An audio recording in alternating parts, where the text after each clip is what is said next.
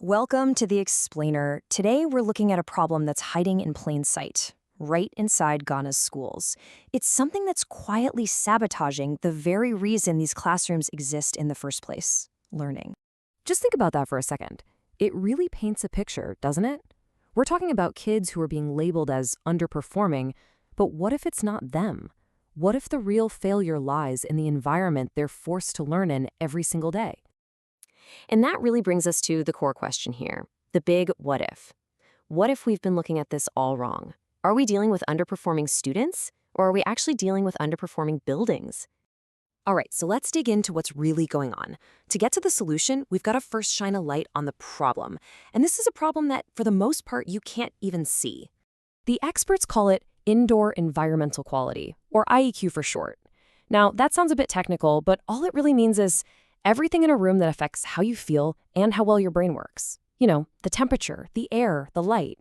And in a classroom, it's absolutely everything. So this IEQ thing, it isn't just one single problem.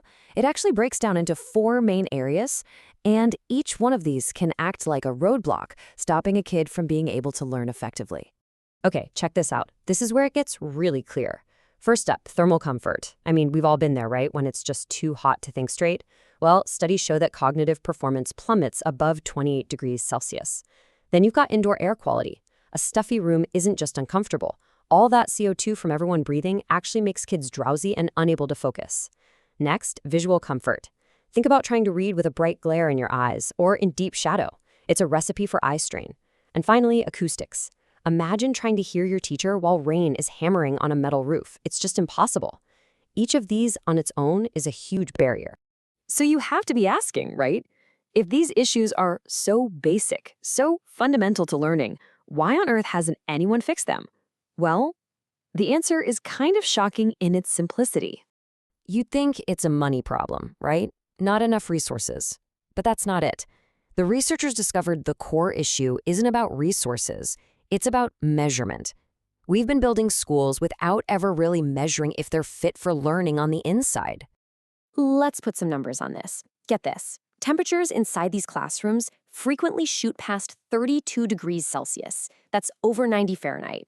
We already know that our brains basically start to slow down way before it gets that hot. And for a long, long time, how did we measure success? By counting. How many new classrooms did we build? And if you look at that number, it looks like a huge success story. Thousands and thousands of them. But here's the kicker. Here's the massive blind spot. While we were busy counting all those thousands of new classrooms, how many were we measuring for whether they were actually good places to learn? The answer is zero. Zilch. There wasn't even a system in place to do it. Okay, so that's the problem. It's a huge one. But the good news is things are starting to change. Let's talk about the solution, because researchers have created something that's making this invisible problem finally visible.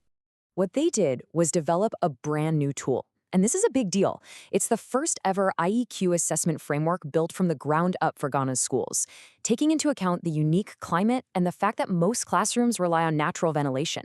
You can't just copy and paste a solution from somewhere else. It has to fit the local context.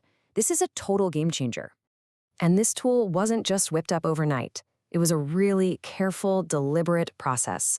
First, they looked at all the global standards, the best practices from around the world.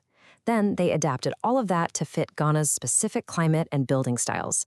And finally, and this is crucial, they worked with local experts to make sure it was actually practical and useful on the ground. So it's robust and it's realistic. Okay, so why is having a simple framework, a way to measure things, so revolutionary? I mean, really, what does it change? Well, it changes everything, because it completely shifts how we think and talk about what a school building is for. This right here, this quote says it all. You go from seeing a school as just an uncountable asset, just a building that exists, to a measurable one.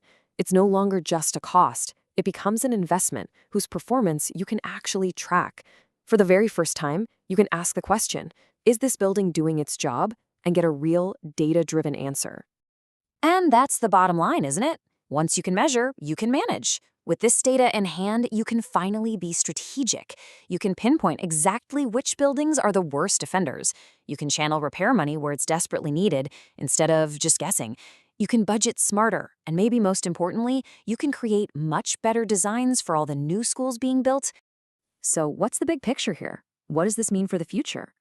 Well, it really lays out a clear path to building better schools. This quote just hits the nail on the head. A classroom can look perfect on the outside, structurally sound, a brand new building, but at the same time, it can be a terrible place to learn. It's the paradox of counting versus measuring. We've been counting the shells, not measuring the experience inside. And making that shift, well, it changes absolutely everything. And what's great is that this framework isn't just about pointing out what's wrong. It gives us a roadmap for what to do next. We're talking about real policy changes, writing new building codes that actually include standards for things like airflow and light, creating new rules for how schools are maintained, and of course, teaching the next generation of architects and engineers how to build schools that actually work for kids. And let's be really clear about the stakes here, because they are incredibly high. Every single classroom that fails these basic tests isn't just an uncomfortable building. It's a building that is actively fighting against the very education it's supposed to support. It's undoing the work of the teachers, and it's wasting the potential of the students inside. It's a massive waste of both money and, more tragically, of human potential. So I want to leave you with this final question to think about. It's a pretty powerful one. If a school building isn't being measured on how well it helps children learn, then what exactly is it being measured for?